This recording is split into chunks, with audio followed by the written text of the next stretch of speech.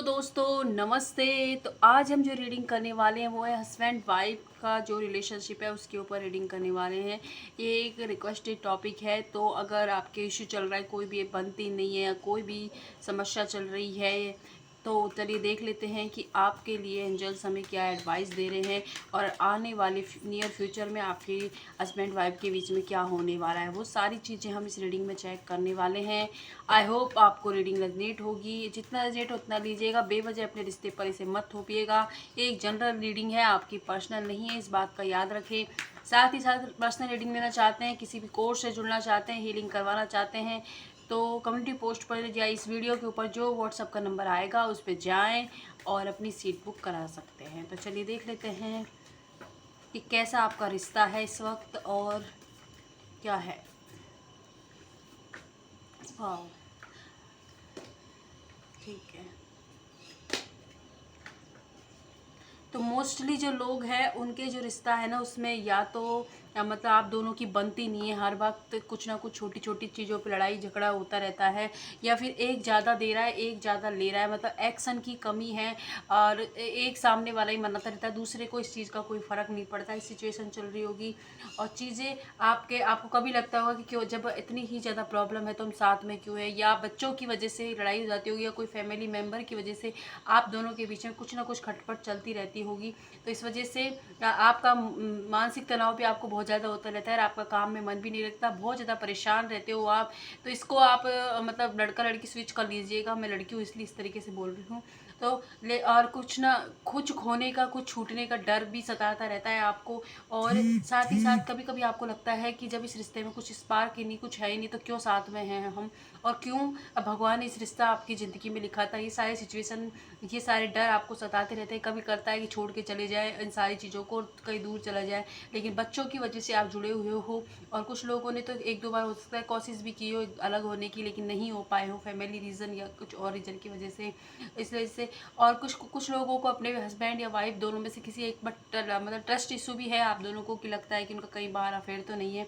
ये सारी सिचुएशन भी है, लेकिन ये सब कुछ आपका भ्रम है। एंजल्स आपसे कह रहे हैं कि अगर आपको ऐसा लगता है तो ये भ्रम है।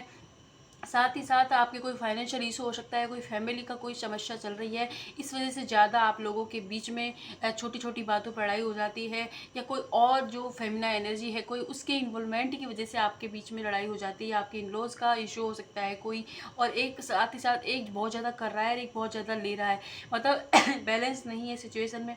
जब तक इस रिश्ते में बैलेंस नहीं आएगा तब तक इस रिश्ते में इसी तरीके से लड़ाई झगड़ा चलते रहेंगे। साथ ही साथ आपको एंजल्स आपको एडवाइस कर रहे हैं कि आपको क्या करना है, कि आपके अंदर जो भी अपने रिश्ते के लिए जो नकारात्मकता आ गई उसको रिलीज़ करने की ज़रूरत है।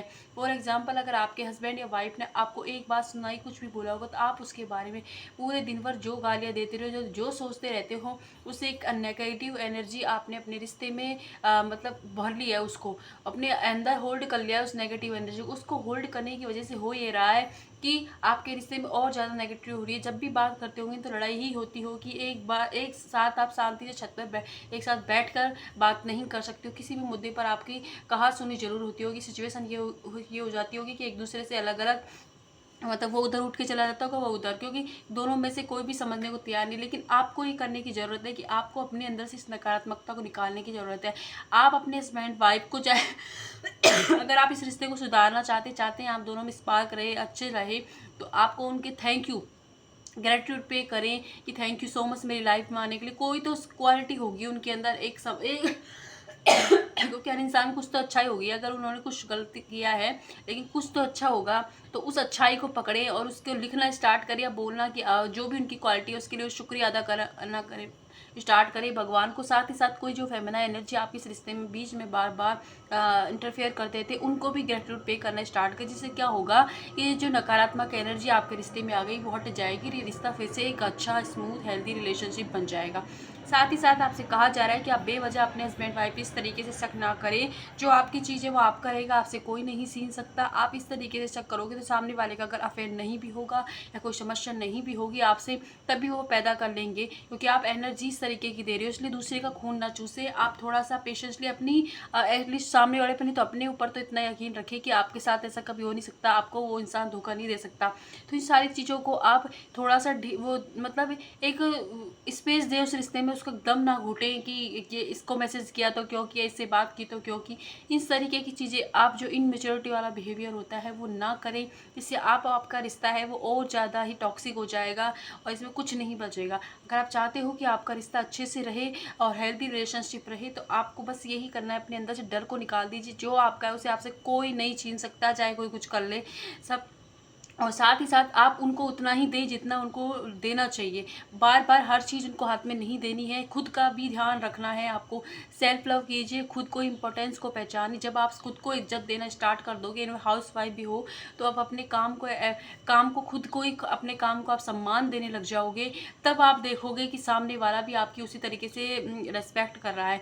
तो अपने लिए 10 से 5 मिनट ज़रूर निकालिए जिसमें आप अपने लिए फेस पैक लगा सकते हो या कहीं घूमने जा सकते हो। कुछ हेल्दी चीज़ें करें, बिना फ़ोन के आप थोड़ा सा टहलें, थैंक यू बोलें, यूनिवर्स से कनेक्ट होने की कोशिश करें। ये ब्रह्मांड, आप कभी भी मत सोचें कि आप अकेले हो, आपके साथ हमेशा होता है, आप चाहे कहीं भी हो।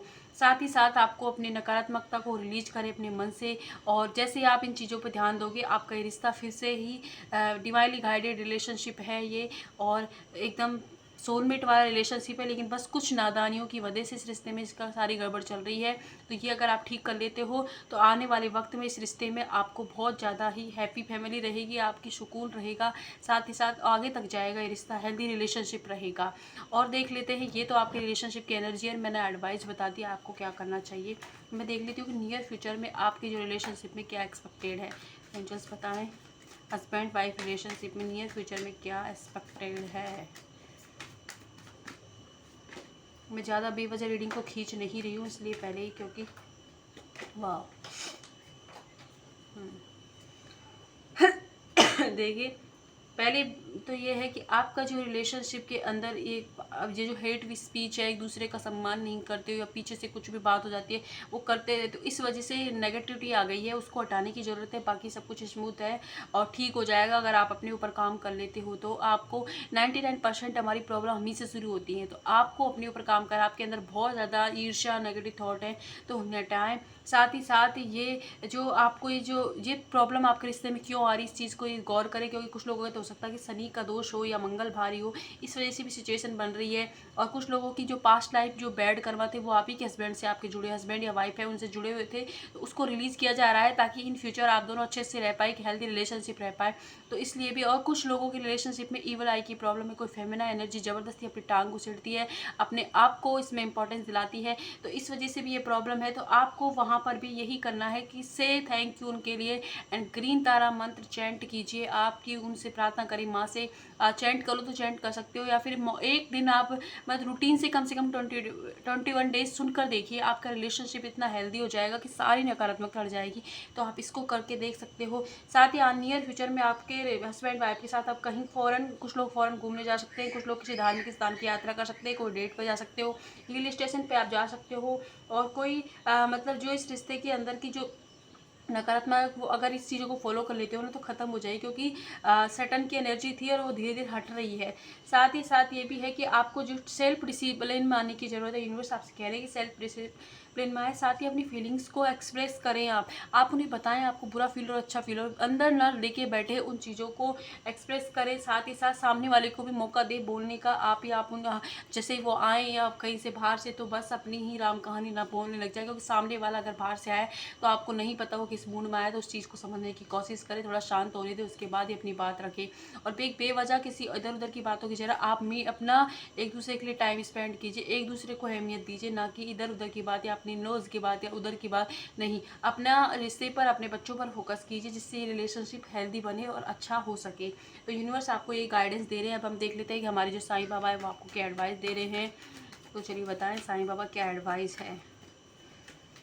ओके सुनिए, ये देखिए, साईं बाबा भी ये कह रहा है कि आपके पास बहुत सारा एक्सपीरियंस है अपनी लाइफ का, अपने रिलेशनशिप का।